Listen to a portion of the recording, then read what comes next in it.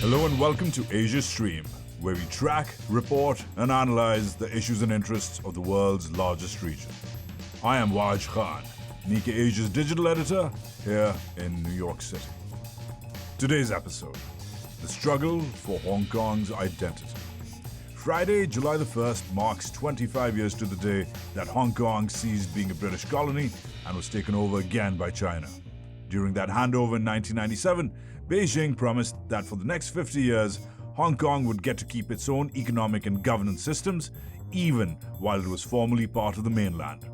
That framework came to be known as the One Country, Two Systems policy. It sounded like a working compromise, as Beijing promised that Hong Kong would have a high degree of autonomy. We're halfway through that 50-year pledge, but recent years have seen a significant erosion in Hong Kong's autonomy, raising the larger question: is the one country, two systems principle dead? Hong Kong has basically fallen into authoritarian police state. If somebody's going to be arrested, that's gonna be me. I know it's gonna happen. I just don't know when. Those are the voices of exiled activist Nathan Law and Hong Kong journalist Lam Ying-pong. Some of the guests in today's show who will guide us through the big questions. What has happened to Hong Kong? How did the former British colony become an experiment of China's harsh brand of governance? What is coming and at what cost?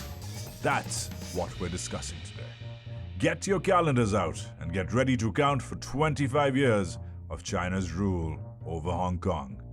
You're listening to The Sound of Asia, streaming in your ear.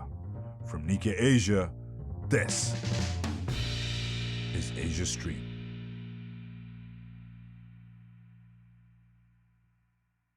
A reminder that Nikkei Asia is currently offering an exclusive discount for our podcast listeners. Get 3 months of our award-winning coverage for just $9. To redeem, just click the link in the episode description.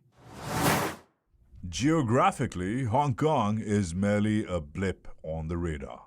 The former British colony, now a special administrative region of China's, juts out into the South China Sea and is one of the smallest territories in the world.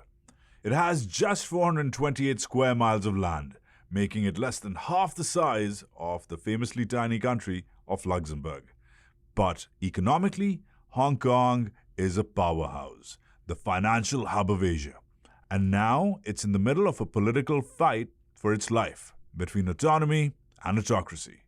Over the last few years in particular, Beijing has exerted so much power over Hong Kong that many argue a more accurate description for China's one country, two systems policy for the territory is actually one country under Beijing.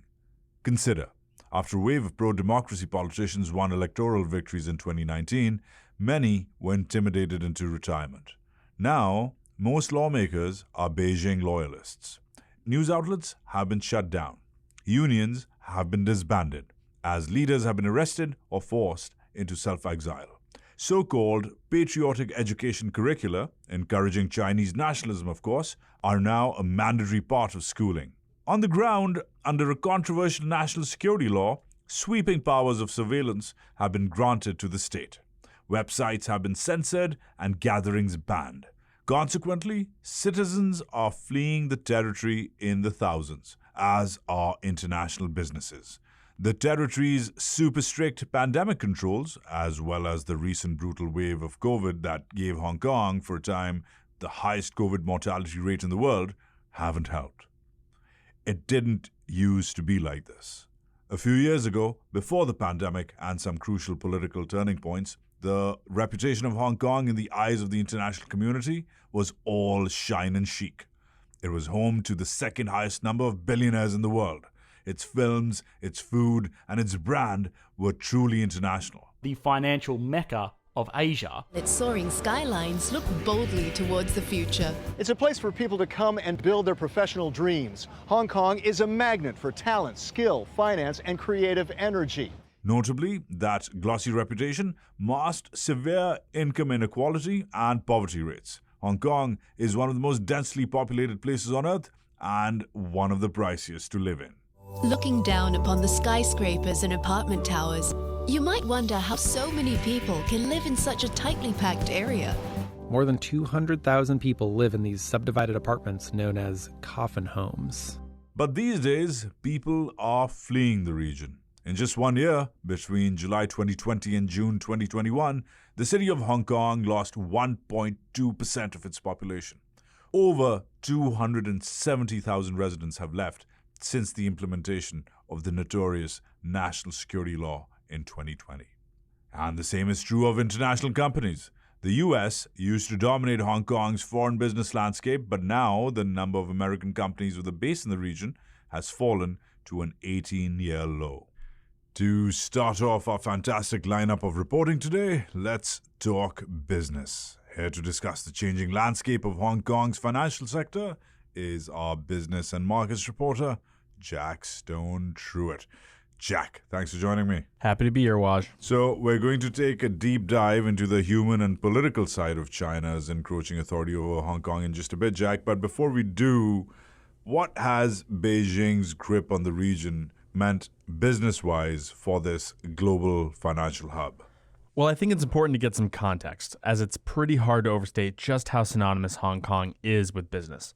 So between 1961 and 1997, the year it was handed back to China by the British, Hong Kong's GDP rose 180 times. Wow. Now, this growth wasn't fueled by a massive manufacturing boom like mainland China, but by trade and its financial sector. It's been consistently at or near the top of lists ranking the easiest places to do business and economic freedom indices, and its long-standing ties to the West as a British colony helped become the place for international business in Asia. Right, but now things are changing. Changing fast. It's not even on the Heritage Foundation's ranking of economic freedom anymore. And almost half of European and American businesses in surveys this year said they had plans to relocate either partially or entirely out of Hong Kong. So what's driving this, Jack? Is it just politics or something else? The national security law is definitely part of it. The American Chamber of Commerce reported that over 80% of U.S. firms in Hong Kong said they were impacted by the law.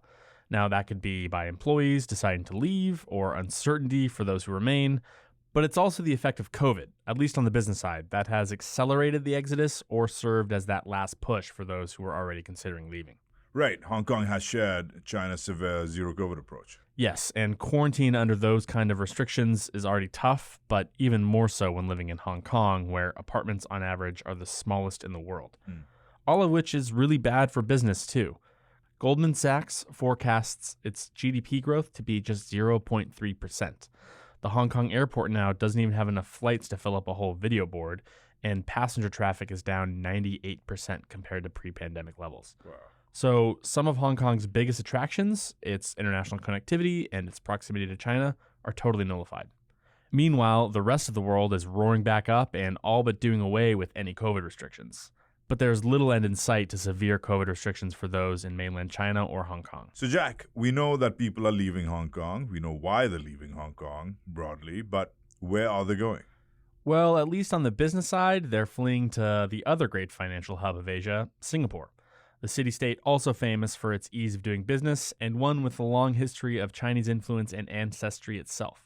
Assets under hedge fund management were down 14% in Hong Kong from their 2019 peak, whereas in Singapore, they're up 8% from the end of 2019. Dubai is another business hub that is also absorbing some of Hong Kong's exodus. Right, but what about heading northeast, just across the sea and going to Tokyo? Well, there were hopes that Tokyo could flourish as an international finance hub, but that hasn't happened, and some think it's due to Japan's restrictive tax system. Tokyo was for a long time number 3 among Asian cities on the Global Financial Centers Index, but now it's fallen behind many mainland Chinese cities to 9th, and Seoul is nipping at its heels as well. So, Tokyo aside, Jack, surely there must be some case for optimism for Hong Kong's business future? Well, for now, it still ranks quite high on various economic freedom indices, and the Hong Kong Chamber of Commerce surveyed about 400 businesses heading into this year, finding that the business sentiment among them is improving, but they also admit it's not a very high baseline to improve from. Gotcha. There's also the matter of the Hong Kong Stock Exchange, which is the world's 6th largest. Over the last year, there's been a number of Chinese companies listed on American stock exchanges that are delisting and instead listing in Hong Kong. These so-called homecoming listings could become more common due to ongoing tensions between the U.S. and China. So, as the divide between Washington and Beijing grows and more companies and traders are pushed back to Hong Kong, perhaps it will still be a financial hub, just not one that is quite as international as it once was. Jack Stone Truitt is our business and markets reporter in New York. Jack, thanks for being here. Thanks, Waj. So, how did we get to this point? Why has the mainland's grip over Hong Kong tightened so much in recent years? Here to walk us through it is Asia Stream correspondent Monica Hunter-Hart. Thanks, Waj. As you mentioned earlier, China agreed to a one country, two systems principle when the Brits gave back sovereignty in 1997. But that principle hasn't ever fully borne out. There have been many democratic crises in Hong Kong's recent history that included pushback against Beijing. There was the Umbrella Movement in 2014. That was when thousands of demonstrators protested attempts to give Beijing more control over the territory's electoral process. The Hong Kong government cracked down by firing 87 tear gas canisters right into the crowd. Protesters used this ordinarily mundane object, the umbrella, to shield themselves. Perhaps the biggest turning point came in 2019. That's when Hong Kong's then chief executive Carrie Lam proposed a national security law that would have allowed dissidents to be extradited to the mainland for trial. Many people saw the proposal as a threat to Hong Kong's ability to make and run its own legal and judicial system. Again, massive protests erupted. Over 1 million people joined in, and eventually Lam rescinded the proposal. But that failed law was still a harbinger of things to come.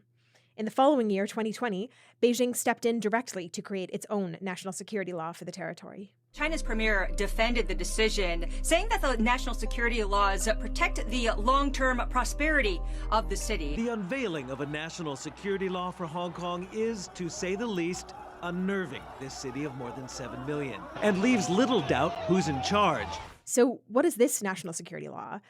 Well, it's called, bear with me now here for the name, Law of the People's Republic of China on Safeguarding National Security in the Hong Kong Special Administrative Region. Among other things, the law criminalizes acts that are seen as subverting the mainland's authority.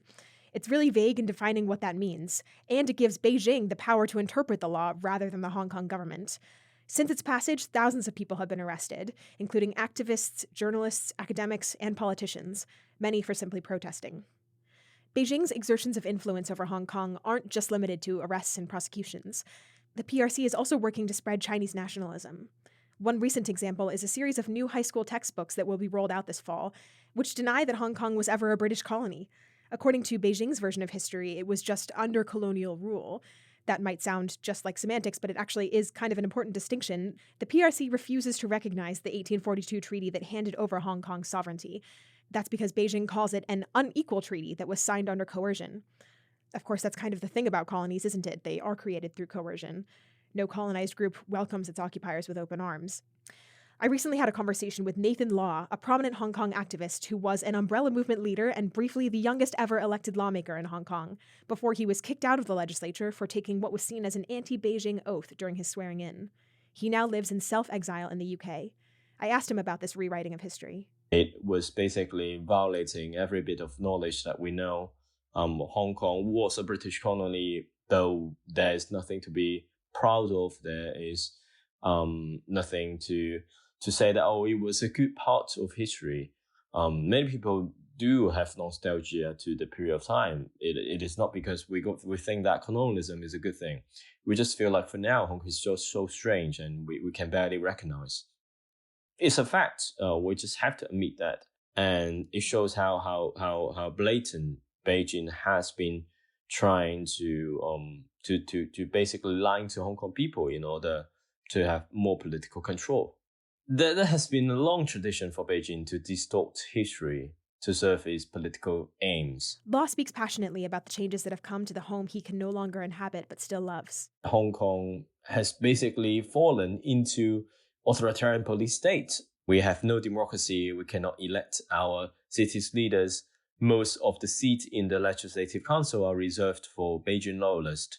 And for autonomy, there's no autonomy because we cannot elect our city's leader. It does not represent us. It's just a puppet appointed by Beijing. Therefore, I think one country, two system now is already dead. People would suspect that whether we are in one country 1.5 or 1.3 system, that we will continue to count the digit as it approaches to one country, one system. Law, now 28 years old, was imprisoned for 2 months in 2017 for storming Hong Kong's Civic Square during the Umbrella Movement. He fled to London 3 years later, fearing persecution under the national security law. In June 2020, I left Hong Kong a few days before the implementation of the national security law. I could not discuss that decision with any other one, because that may endanger them. The government may accuse them assisting my departure. And I could not say a proper goodbye to friends and families. And after I left, I needed to issue a public statement saying that I'm severing my ties with my families in order to protect them from political persecution. Because in mainland China, it's almost a common practice for the Beijing government to harass the family members of the dissidents, monitoring them, surveilling them, or even incarcerating them. So these are the least things I wanted to happen to my family. He said he tries not to think too much about when, if ever, he'll be able to see them again. But he's not alone in the UK. Many other activists have fled abroad too. For us, it's almost impossible to continue our advocacy work in Hong Kong. So I think I have to leave because I serve for a greater purpose and I can retain a voice on the international level, speaking up for Hong Kong people. We are seeing a growing diaspora community of Hong Kongers in the United Kingdom. They're spread across the country, and many of them have also a strong desire to continue to participate in the advocacy work and raise awareness for Hong Kong issue. There is a sense of responsibility for the people who have left Hong Kong to carry on to speak up. Law recently published a book called Freedom, How We Lose It and How We Fight Back, in which he writes about the gradual changes he saw and felt in Hong Kong as he left adolescence, far before the recent collapse of parts of the territory's civil society. He mentions seeing shop staff discriminate against locals, and the promotion of Mandarin instead of Cantonese. Mandarin is the official language of the mainland, whereas Cantonese is dominant in Hong Kong. Here's how Law describes his political awakening. Someone who have come up from a very rough neighborhood, a blue-collar family, a very apolitical family, to someone who started to realize, there's something ongoing in the society, and I, as a young citizen in the city, that I should stand up for my rights. For me, I used to be someone who did not care about politics, did not care about social issue. And in the year 2008, in the Beijing Olympic, I even cheered for the Chinese national team, and we were so happy that the Chinese national team did fantastically in the Olympics, and we were so proud of our identity. I think in that trajectory of Hong Kong's erosion of freedom, on the other side is the decay of trust to Beijing and the identity of Hong Kongers rising simultaneously. Switching gears now, let's bring in someone who's still on the ground in Hong Kong. Isabella Ng, founder of the Hong Kong Society for Asylum Seekers and Refugees, and an assistant professor and associate head of the Department of Asian and Policy Studies at the Education University of Hong Kong.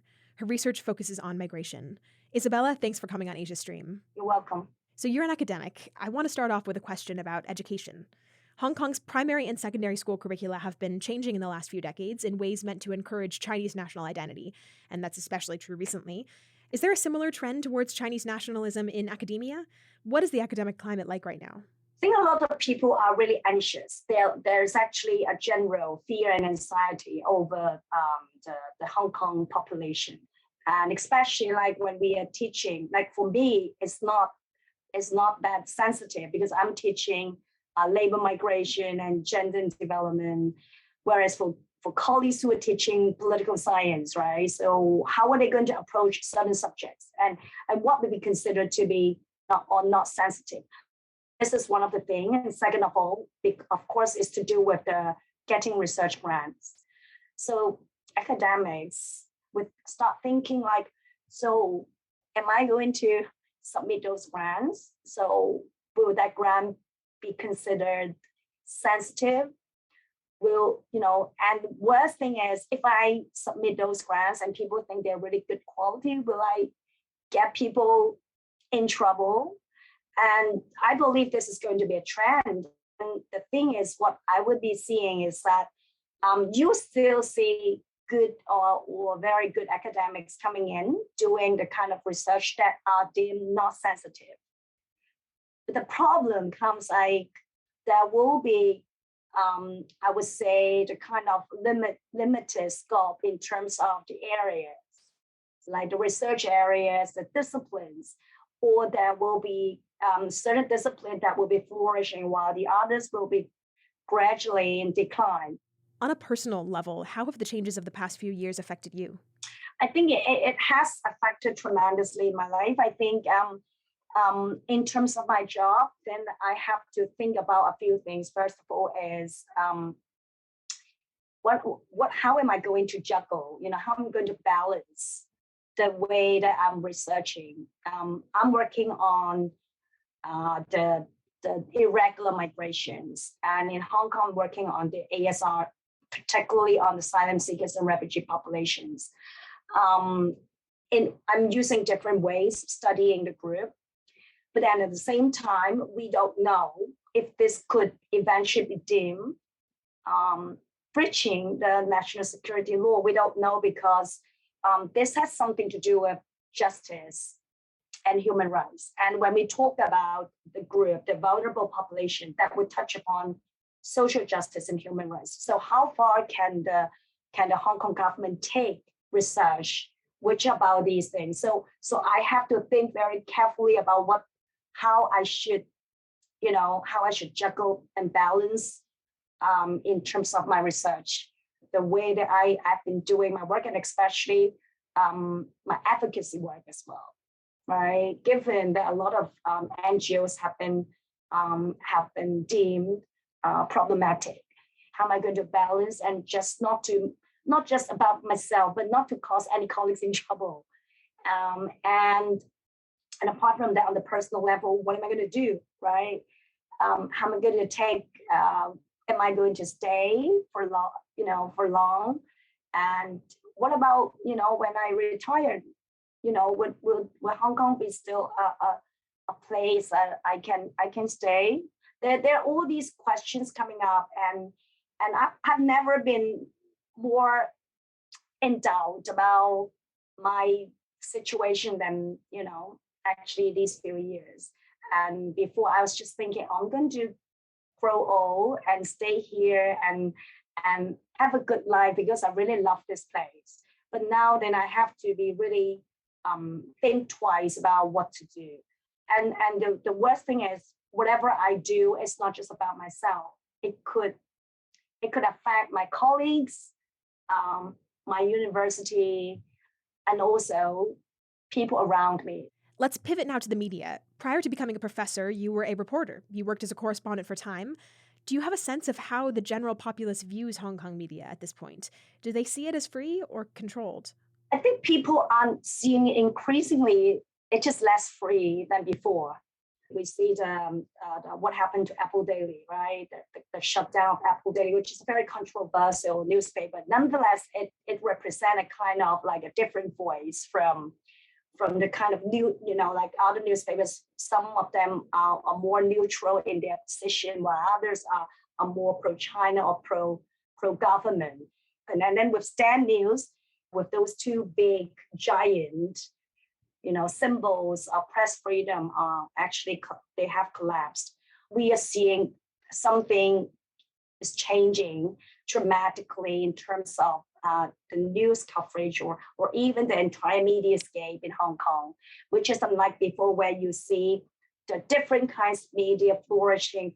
And now you're seeing actually less and less of this kind of diversity could be found in the Hong Kong mediascape. Thanks, Isabella. And that's actually a perfect segue. Besides being a financial hub, Hong Kong has long been a media hub, home to the Asia headquarters of places like the AFP, CNN, and once the BBC and others. Welcome to CNN Newsroom, live from Hong Kong. International media outlets are considering leaving Hong Kong over the national security law and its restrictions on free speech. 2 decades ago, Hong Kong had the top media freedom ranking in Asia.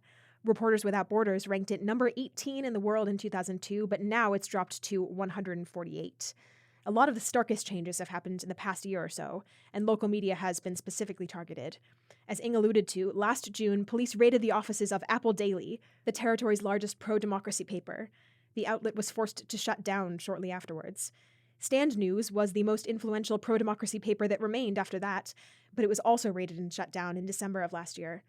I recently spoke to Lam Ying-pong, a reporter who worked at Stand News when it was shuttered. He told me about that fateful day. He was working from home, but rushed in after getting a call from his colleagues about what was happening. A police officer escorted him to his office. During the short walk, that officer said, you cannot move anything. You can't even talk to each other. And then I simply asked him, what? I cannot even talk here? It should be my own freedom. And then another, something like an angry officer just shouted at me and said, this guy is not cooperating. Get him out of here. Lam went outside and saw a crowd of journalists from other outlets documenting the raid. Actually, it's sad and strange when I see so many cameras under my office, because if this is not happening to my own company, I will be among those cameras waiting for people to come out.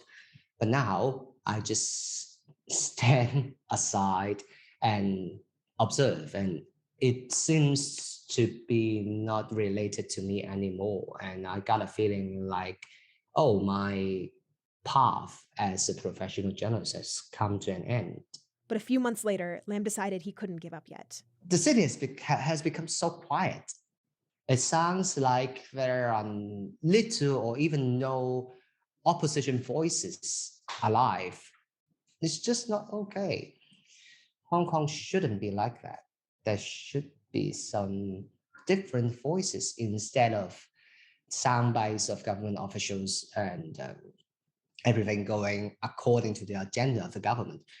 So I guess maybe I should give myself another try. Okay, and then I evaluate the whole news industry, and I suppose I won't be employed by any mainstream media anymore because of political risk. So the logical conclusion is, if I would like to do journalistic work again in Hong Kong in a style that myself believe is right, the only path remain is to set up my own platform. In April, he launched Re-News, an online media outlet that currently has about 70,000 followers. He doesn't want to put anyone else in danger, so he's the only employee. That means he does everything himself: reporting, editing, taking photographs, graphic design, etc., etc. I'm trying hard, and I hope I'm doing good enough. Leading media figures have been arrested in Hong Kong, and news outlet shutdowns have rendered an estimated 1,000 people jobless. I asked Lam whether he worries about getting arrested. I would say I'm worried, of course, but I'm not very worried as well, because I've been expecting similar things to happen. Actually, after what happened to top management of Apple Daily and Stand News, everybody in Hong Kong understand that if you would like to be a journalist who dare to voice out different views from the government and the authority, you will face the risk of being arrested. It's something that you have to take into account if you decided to continue. I know it's going to happen. I just don't know when. Increasingly, those who continue the struggle for Hong Kong's identity are knowingly putting themselves at risk, and that risk doesn't seem likely to diminish in the short term. July 1st marks not just the anniversary of the British handover, but also the day that Hong Kong's new chief executive will take office, Beijing loyalist John Lee. He was the top security official during the 2019 pro-democracy demonstrations. He oversaw the violent crackdown on protesters then. Analysts believe that the Hong Kongers fighting for democracy and resisting Beijing's influence will find that project even more difficult under his leadership. That was Monica Hunter-Hart. Now we go to Alice French, our deputy big story editor for this week's Tokyo Dispatch. How have the Hong Kongers who have left continued their fight for autonomy and preserved their cultural identity in their new homes. Here's Alice with more.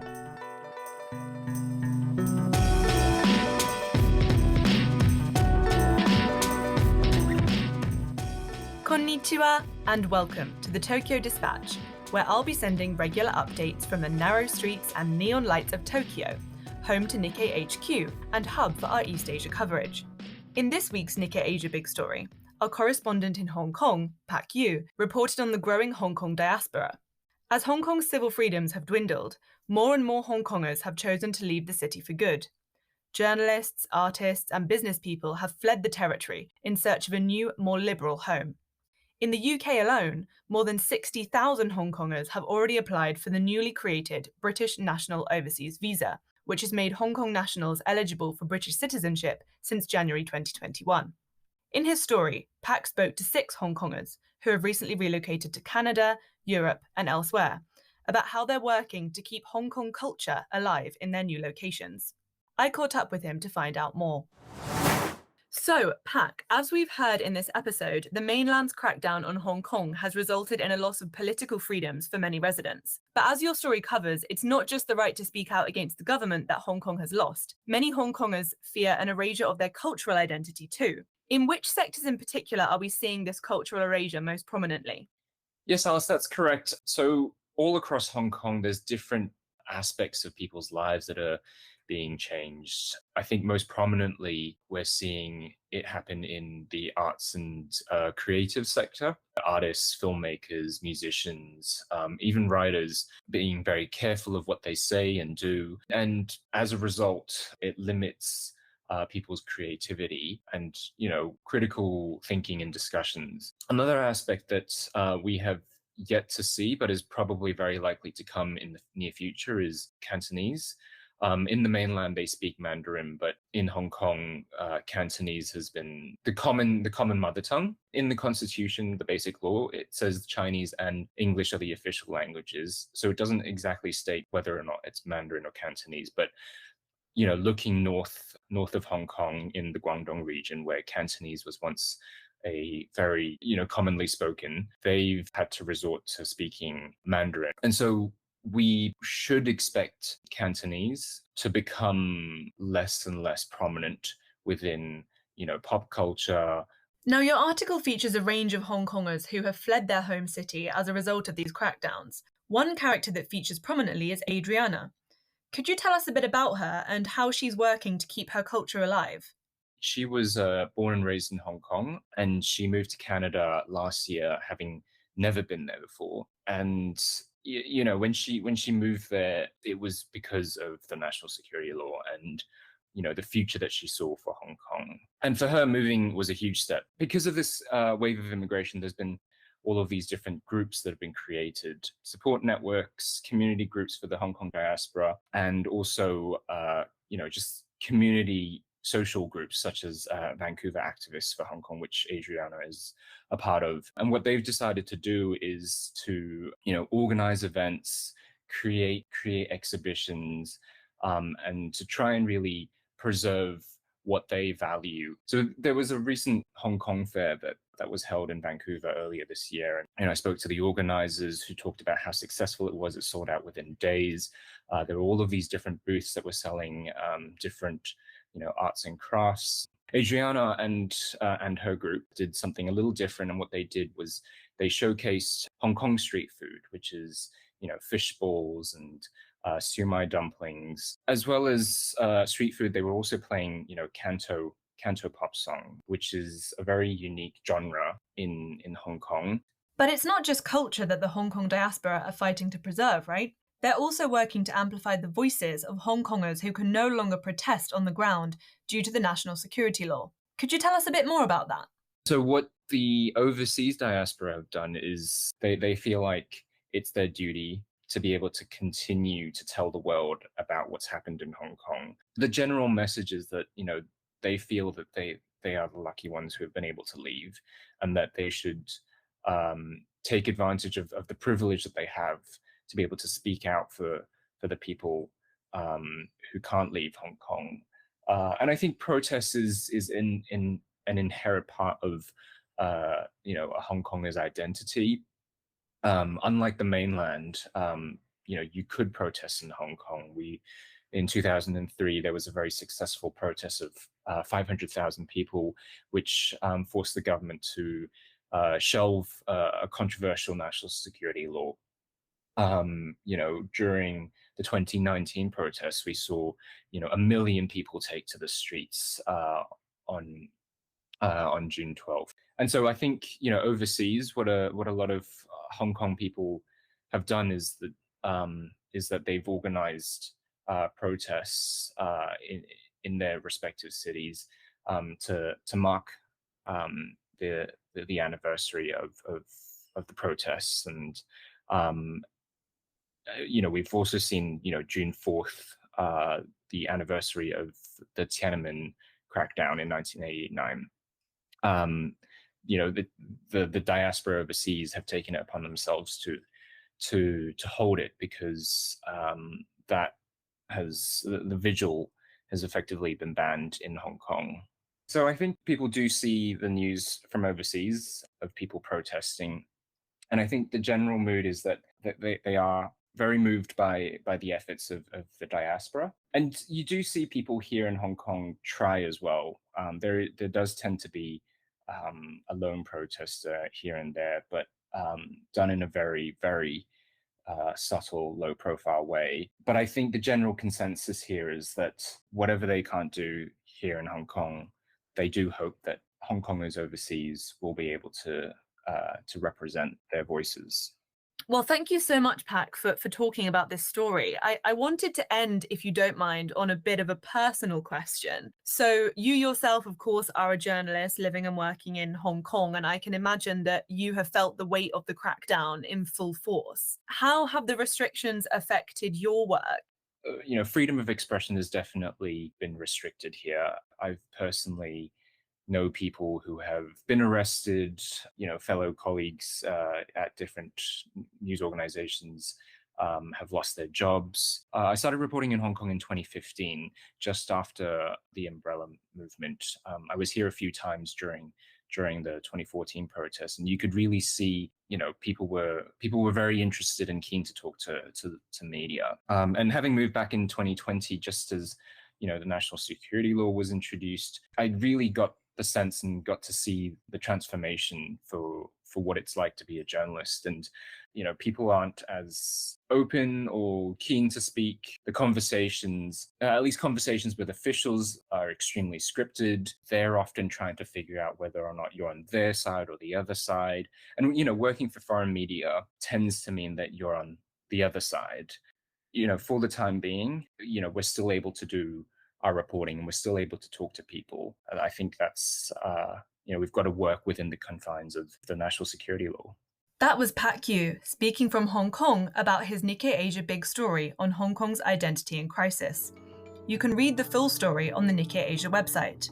And this has been Alice French with the Tokyo Dispatch. Mata kondo!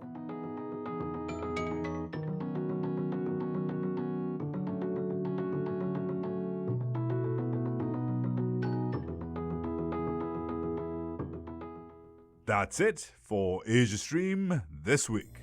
As always, I encourage you to head to Nikkei Asia at asia.nikkei.com for more in-depth coverage of Hong Kong and all things related to Asia. If you enjoyed this podcast, please share, subscribe, and leave us a review, and hopefully a 5-star rating. And a last reminder that Nikkei Asia is currently offering an exclusive discount for our podcast listeners. Get 3 months of our award-winning coverage for just $9. To redeem, just click the link in the episode description of this podcast.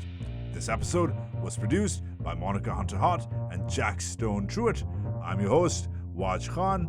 We'll stream again in 2 weeks, but for now, we hope you feel that this episode smells like stream spirit.